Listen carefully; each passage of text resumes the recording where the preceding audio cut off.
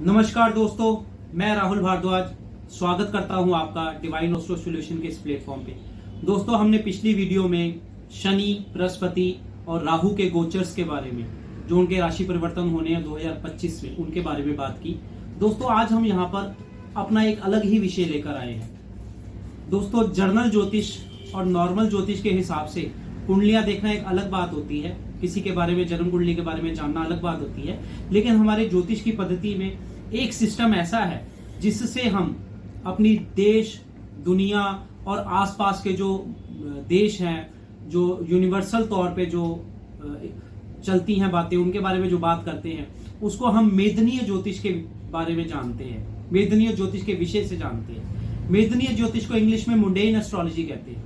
दोस्तों, mundane astrology के अंदर आज हम बात करेंगे भारत में बनने वाले माहौल की और भारत के साथ जो पड़ोसी देशों के रिश्ते हैं उनके ऊपर किस तरीके के प्रभाव रहेंगे। दोस्तों, जैसा कि अभी हमने देखा 22 अप्रैल 2025 को पहलगाम में जो आतंकवादी हमला हुआ, उसका प्रभाव हमारे आसपास के देशों में पाकिस्तान द्वारा किए गए आतंकवाद का किस तरीके से हमारे देश के सेंटिमेंट्स के ऊपर उसका असर पड़ा है, भारत की आम जनता के ऊपर किस तरीके से उबाल आया है, तो हम वही चीज इंडिया की कुंडली के हिसाब से देखेंगे। इंडिया का डेट ऑफ बर्थ है 15 अगस्त 1947, रात को ठीक 12 बजे, न्यू दिल्ली या दिल्ली के हिसाब से लगाएंगे। तो दोस्तों, इंडिया की कुंडली के हिसाब से इंडिया का वृषभ लगन बनता है। वृषभ लगन अर्थात 2 नंबर लगन, और उच्च के राहु महाराज वृषभ लगन में विराजमान है। और जो इंडिया की दशा चल रही है, महादशा, वो 2015 से चंद्रमा की चल रही है। चंद्रमा की दशा का काफी लंबा फेस निकल गया है। 2025 सितंबर तक जो है चंद्रमा की महादशा चलनी है। इस वक्त जो पहलगाम में आतंकवादी हमला हुआ, टेररिस्ट का जो अटैक हुआ, उसने हिंदुस्तान की जनता, आम जनमानस की जो भावनाएं हैं, उसको इतना ज्यादा उबाल दिया, उसको इतना ज्यादा अग्रेसिव किया कि आम लोग, सरकार और जितने भी राष्ट्र प्रेमी लोग हैं, वो सब यही मांग कर रहे हैं कि हमें किसी न किसी तरीके का कुछ एक्शन करना चाहिए। और दोस्तों, हिंदुस्तान की अगर कुंडली की बात करें तो डेफिनेटली वो एक्शन नजर आ भी रहा है, होता हुआ दिख भी रहा है। हम बात करेंगे कि पाकिस्तान का आने वाले टाइम में क्या हालात होंगे।